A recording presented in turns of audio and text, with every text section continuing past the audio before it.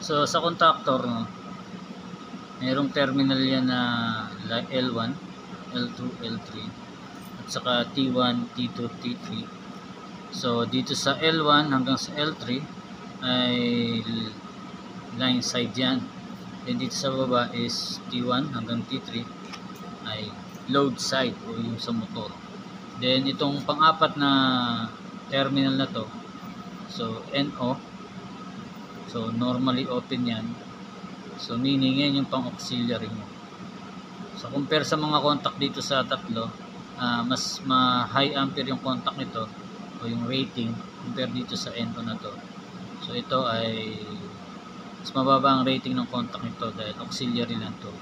Dito ginagamit yung paglalatching ng contactor o yung temporary memory para hindi mag off yung contactor natin, no? So ipapaliwanag din natin yung paggawa ng schematic diagram. Then paano ba ang symbol ng contactor, no? So ang symbol ng contactor sa electrical circuit diagram para sa electrical nito ay ganito, no? So below is may MC. So line terminal yan, A1, and ito is B2.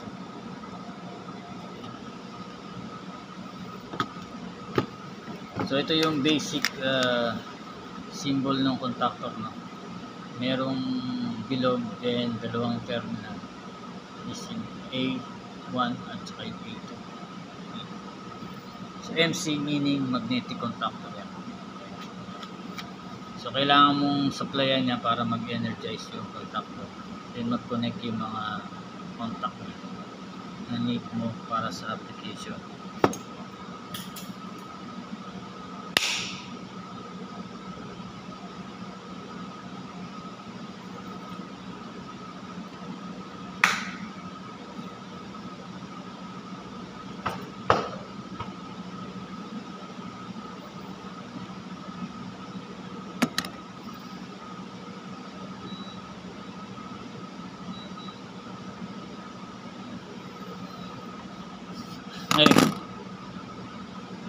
So move on tayo sa optional. Ito yung optional natin, yung overload relay, no?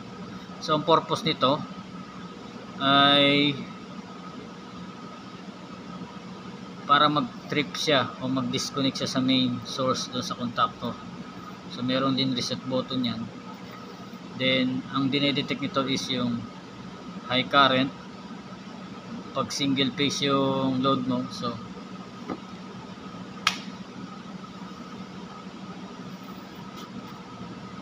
for 3 phase to, no? Pag 3 phase, nadidetect niya yung single phase, ibig sabihin yung isang terminal na wala yung kuryente. Then high current, nadidetect niya rin. Siguro pati yung short circuit din nadidetect niya. Kasi kapag experience namin dito pag short circuit, automatic yung breaker kagad ng trip bago to. So nahuhuli to. So high current kasi meron tong rating dyan na kung anong ampere ang pinaka rating nila. So overload relay to. So optional lang to kung gustong ikabitan ng client natin. So dito lang muna tayo sa contactor. So paano yung symbol ng mga contact nito?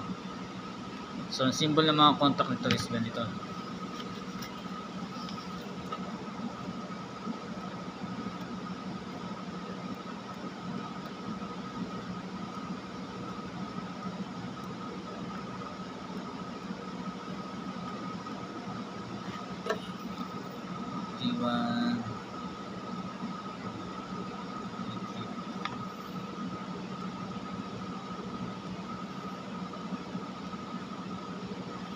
So ganyan ang ano niya, symbol niya.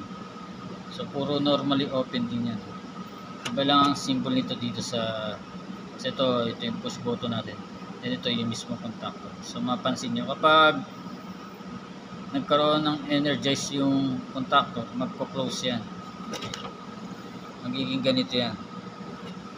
Magiging ganito yung contact niya. So magkakaroon ng continuity. Then ito, normal siya, hindi siya naka-energize. Naka-normally open. Pag na-energize, magiging ganito na, magko-close siya. So bukod sa energize o lalagyan ng kuryente, pwede mo rin matesto ng manual, no? So napupush tong contact na to, mismo contact to. Pag pinush mo yan, yung mga contact dyan is magko-connect. So itong lahat ng normally open na contactor ay magko-connect yung dalawa dito at saka dito. So pag tinester mo yan, mayroon niyang continuity. Okay. So once na may energize, gaganyan yan. Then yung connection ay magko-connect. So kung normally open siya, magko-close. Kung normally close naman ay magko-open.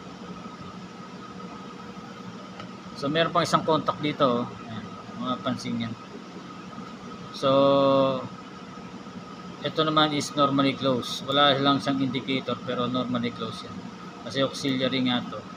Minsan kasi ginagamitan ng normally close yung ibang application. Okay. So yung auxiliary either normally close or normally open. So ngayon, nagawa tayo ng simpleng circuit. Sa drawing muna tayo sa diagram. Ang tawag dito ay tinatawag na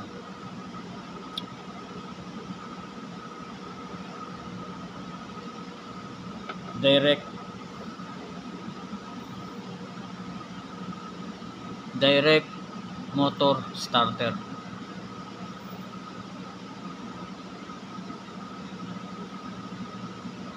Direct starter.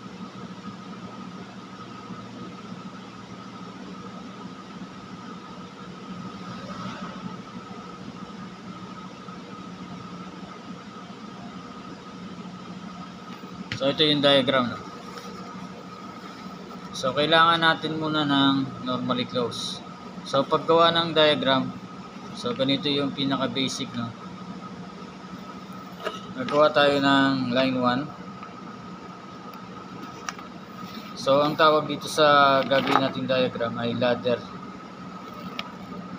ladderized, no? So ito yung line 1 natin. Ito yung line 2. So, yung line 1 ang gagawin nating switching na. Yung line 2 is yung direct. So, pupunta muna tayo dito sa line 1. Kakabitan natin ng normally close.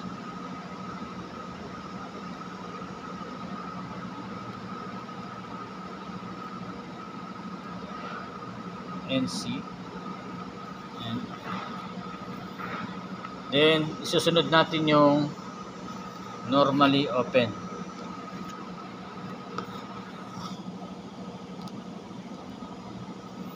Sunod natin normally open.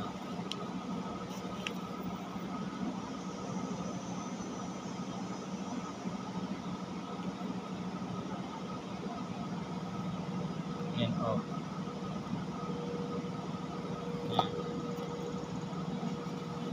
Then ang kasunod ay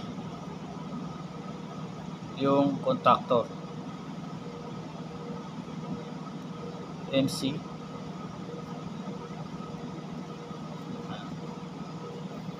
Dito naka-direct yan sa line 2, sa line. So A2, A1. Okay. So sa NC at NO, so either magkabaligtad yung terminal niyan, okay lang. Either ito mapunta sa unahan. Pero reminder lang na kailangan pag magagawa kayo ng wiring, mas magandang lagi mauna yung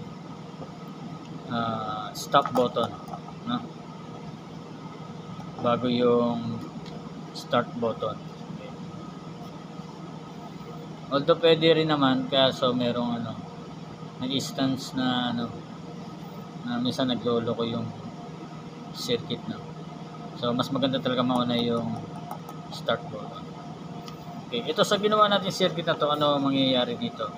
So pag nag-push ako pinush ko yung push button o yung start button, start, ito stop,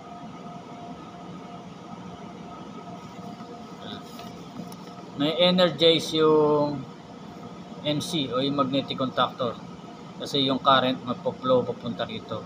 Kasi nga yung stop button natin ay NC, so dumadalo yung kuryente dyan. Dito sa start hindi pa dumadaloy. Once na pinush mo, magkakaroon ng current dito, then dadali sa MC, may energize to dahil yung L2 natin ay direct lagi yan sa contactor, sa magnetic contactor. Although pwedeng lagyan to ng overload relay doon sa optional, no? So sa ngayon wala muna tayong ganun, so direct lang muna yan. So ang problema dito sa circuit na to ay once na nirelease mo yung start, magja-jog lang siya. Okay? Ibig sabihin magja-jog, momentary lang yung momentary lang yung energize ng magnetic contactor. Kapag nirelease ko yung pagka push natin dito, mamamatay ulit. Okay? So gawin muna natin yung circuit na to.